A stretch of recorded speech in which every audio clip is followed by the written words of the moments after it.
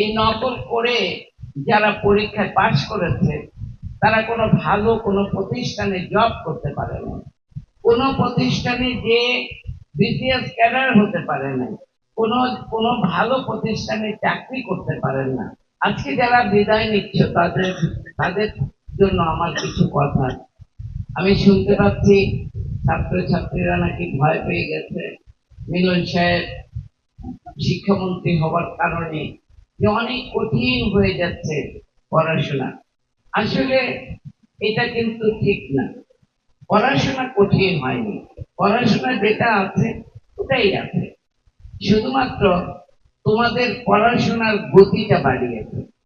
তাতে কি হয়েছে, তোমাদের রেজাল্ট ভালো হবে নাকি, তোমাদের রেজাল্ট ভালো হবে, ভবিষ্যতে আরো লেখাপড়া করার যে উদ্যম ইচ্ছা সেটাকে প্রবল করেছে।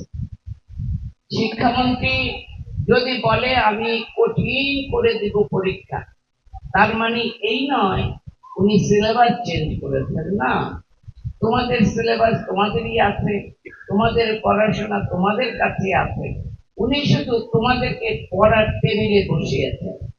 এবং পড়ার টেবিলে বসা মানে শিক্ষামন্ত্রীর কিন্তু কোনো উপকার হয়নি, উপকারটা হয়েছে কাদের, যারা পরীক্ষা দিচ্ছে, যারা আগামীতে দিবে এবং যারা ছোটরা পড়ছে তাদের সবাই।